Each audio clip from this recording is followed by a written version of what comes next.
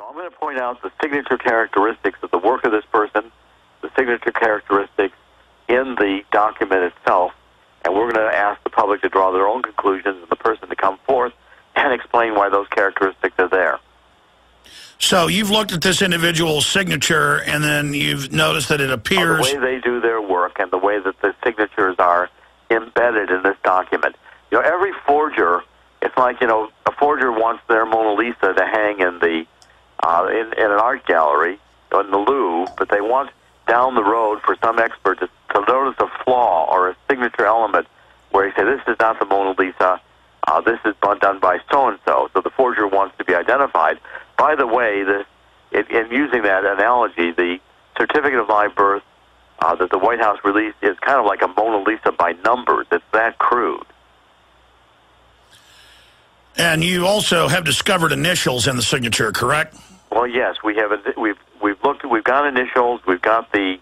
I'm on the track of a person I think that was deeply involved when this was done, and I think we're going to be able to pin this down, not just that it's a forgery, but to look at the chain from which the forgery came from within the White House.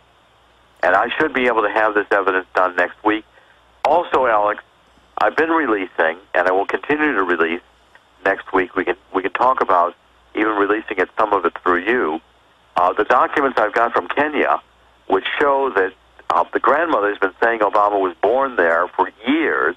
The government, the intelligence services in Kenya have done a search since 2007 for Obama's birth records, and they conclude in government stationery the 1961 birth records in Kenya were criminally altered with an intent to destroy or otherwise disguise Obama birth records in Mombasa.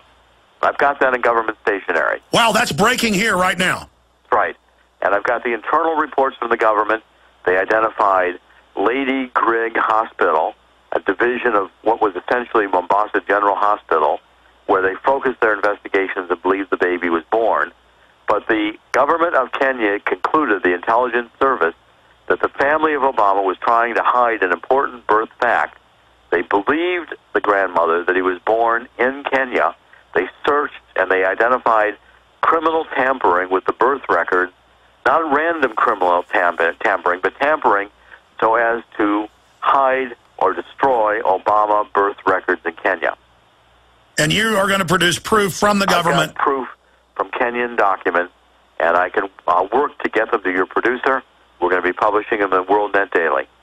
Wow, when is that bombshell going to drop? I'll be happy to work with you on that starting Monday. Okay, clearly, I mean, they've been covering up. They've been acting suspicious. We got the document the day they released it. We hoped it was real because, quite frankly, you know, I'm sick of this. I want to go against his record. But then... But, Alex, I want to say, you have done such a great job with your videos. You've done such, you know, WorldNet Daily has been leading this, but I'm going to reach out to the Alex Jones Show, and I'm going to share with you some material so that in your next videos you've got some primary documents and primary work that we're producing at WorldNet Daily. I'm going to make a special effort on this one because you've so impressed me with the extent to which you've exposed this with your videos and your radio show. Well, thank you. I need to give you then my video editor's email, and then perhaps we can even... We'll do all that offline. Let's get all that done offline, and we'll start getting things together next week.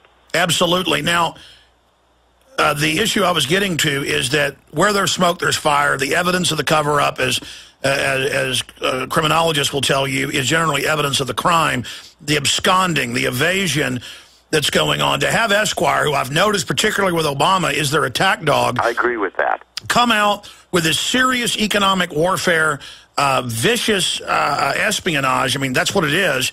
An attempt to discredit, destroy, have a recall, a run to return the book. The same day they announced they're going to run on the birth certificate and that we're all a bunch of crazy kooks. This shows that they know this issue isn't going away, and they're scared. I mean, if they knew this wasn't true, they would have just gone forward. Break down... Look, I've got, Alex, in the book, I've got 125 exhibits, including the mother's passport records where she crosses off Obama's name to take him off her passport in Indonesia, indicates his Indonesian name, Soy Barca. The school records where in Indonesia he's Barry Sortoro. The administration, the tolerate if people read this book and see these exhibits. It destroys. This is Barack Obama. If he was adopted in Indonesia, is no longer a natural-born citizen. He's a dual citizen. All the research and evidence I show that Ann Dunham left Hawaii 3 weeks after the baby was born. I've got the college transcripts. I've got the courses she took. The university saying these were night courses. The apartment where she stayed. The babysitter to interview. Ann Dunham did not return to Hawaii until after Barack Obama left. Barack Obama Sr. left. Barack Obama Sr. was never married to Ann Dunham. There was never a marriage ceremony, never a marriage license. They never lived together as man and woman. Ann Dunham had been messing around, spending time in Bill Lederer's bar on Hotel Street in Honolulu, got pregnant, decided she wanted Barack Obama Sr. to be the father. He wasn't real interested, except that it might help him with his immigration and naturalization status to extend his stay in the United States. He lent his name but didn't commit the ceremony. And Ann Dunham herself ran off to Africa without him in the attempt to convince the African family that she deserved to be their princess. It didn't work. When she got home, Barack Obama still did not want to be her husband, and so she packed up baby 3 weeks later, went off to Seattle, was at the University of Washington in Seattle. That's what happened. And so what you're saying from your deep research and traveling all over the world, and you have all the proof here in the book that, by the way, we sell at Infowars.com on the online video bookstore shopping cart, you're saying that not only are they trying to cover up the fact that he was born in Kenya, but that he's a bastard. Yes, and that the whole circumstance is told in Dreams for My Father is a fabrication. Mommy and Daddy never lived together in Honolulu. Abercrombie never saw this little family together. People at the university never visited with the, Obama family and baby, because Mommy and baby, 3 weeks after the baby was born, are in Seattle and don't come back to Hawaii until after Barack Obama is gone. Barack Obama Sr. is gone. I've got 8 or 9 articles published in the newspapers.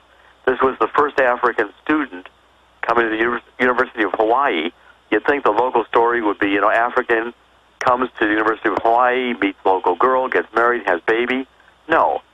I've got all the addresses where Barack Obama Sr. lived. He lived as a bachelor. He had made no reference in any of the newspapers to having any child or wife in Hawaii. And well, it's now come out of U.S., just a few weeks ago, big mainstream newspapers and magazines, I'll know you can source them, I just read them a few weeks ago, that he got kicked out of the big U.S. university he was attending because they said it looks like he has multiple wives, women that aren't his wives. He's like a playboy. Right. At Harvard, this is in the immigration and naturalization file. Barack Obama Sr. at Harvard, there was a Kenyan exchange student in Boston. Barack Obama got her pregnant, too. And he had to fly her to London to get an abortion. This is in the Immigration and Naturalization Service file. Harvard and the INS concluded that his marriage to Ann Dunham was a sham marriage, just done in order to extend his stay in the United States, say he had a wife and a child that he never married and never lived with. And Harvard decided just to cut off his money because they couldn't put a stop to his philandering. And by the way, this is all public. I mean, this is all public info. This comes out of the INS file that's been recently released. Well, by the way, his dad doesn't even look like him to me. Well, I think with the story I've just told you about Bill Lederer's bar and Ann Dunham getting pregnant and deciding that, her fairy dream would come true if Barack Obama Sr. would just marry her, then this child could be born and she could go off with him to wherever for graduate student, return, he'd become president of Kenya and she'd become Mrs. President. That's what Ann Dunham had in her mind. That's what she told Maxine Bach. And that's why Obama, Barry Soetoro, has always been obsessed with being president, because it was Mommy's dream to be the president. It was Mommy's dream. With Daddy, who didn't participate. Daddy looked at this woman, and he said, look, I don't have any money. I'm trying to get through. He entered, I got the whole records. He entered the University of Hawaii as a junior. I know where he first lived in the YMCA building. He had no money. He got on the Phi Beta Kappa list and the dean's list while he was there. 3 years, he had a master's degree. He didn't want to live with this crazy white woman, Ann Dunham, who was determined to tell him you're the father of my child, and I'll go to Africa to prove your family will accept me. Sure, so she doesn't even know. She didn't even know. Probably not. Tell you what, stay there. This is too important, and this is why they're so scared. We'll be right back in 1 minute with Dr. Jerome Corsi. Incredible. Look, to be clear, I got to tell you, Dr. Corsi is always very careful about his claims. He's very meticulous. And just finishing the book last week, I knew some of the information in here, but the exhibits, the documentation, and knowing this book was finished months ago, so much of what he's now put in the book, it's as if they're trying to psychologically inoculate with the Boston and papers and New York papers coming out and going, yeah, here's the State Department documents. Here's Harvard, kicking Barack Obama Sr. out for all these wives and fake marriages. All of what's now come out is vindicating what was already written in this book that was done months ago. And look, I've got detractors that lie about me all the time, and I don't even respond because it's a joke. The way they're acting, his press conference, the body language, the fakeness of this new birth certificate, the fact that they said it never existed, and that the last one was real. The governor saying, "I went to look, it's not there."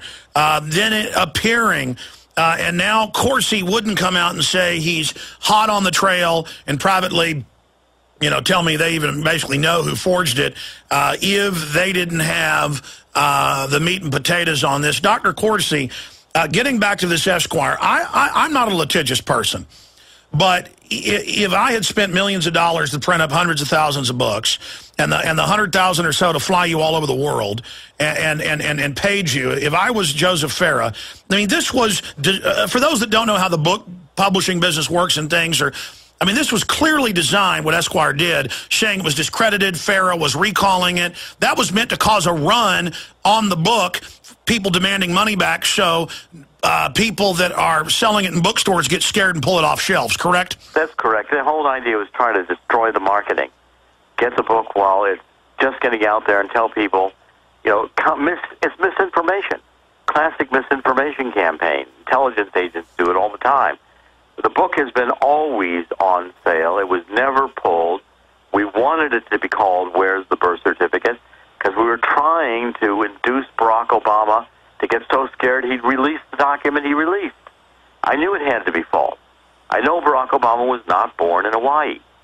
Kapiolani does not have the records of his mother, and they can't, I don't think, fake them. By the way, the Kenyan security force, they wouldn't put you on house arrest when you went to Kenya if there wasn't something to hide. Well, and I have the documents. I've begun to print them. I'm going to do a lot more next week, making it very clear the Kenyan government and the intelligence services did a deep search, a massive amount of searching, going for Obama's birth records. They believe they were there. The grandmother's been saying for years, grandmother may have told Obama when he first came to Africa, I was there when you were born. Why does Michelle Obama, in multiple speeches, we can play right now for folks, 3-4 years ago, give speeches saying we went back to Kenya, his home country, his homeland? Well, I document in the book, Barack Obama, before he was running for president, was happy to say and have people write and print that he was born in Kenya. And I'm quite confident psychologically, subconsciously, it comes out from Michelle, because he was born in Kenya. And the family knows it. The Kenyan government knows it.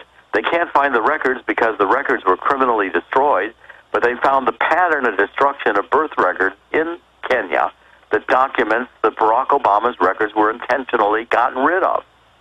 And the Kenyan government says, they say there's 47 instances in specific of where birth records have been tampered, and they said this is a pattern to destroy Barack Obama's birth records and to alter the birth records around him so as to disguise the pattern. All right, we've got a few more minutes left with you on the other side. I've got a few other key questions and any other points you've got to make that you think are central. Bob Chapman will also be in the wings, and he'll ask you a question before you leave us. Dr. Jerome Corsi's our guest. It's on sale everywhere. Where's the Birth Certificate? #1 New York Times bestseller.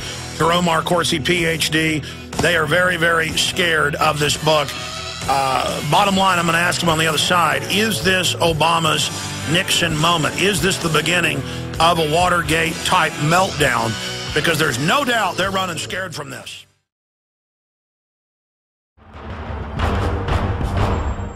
asked yourselves, what are you doing in this time of great challenge?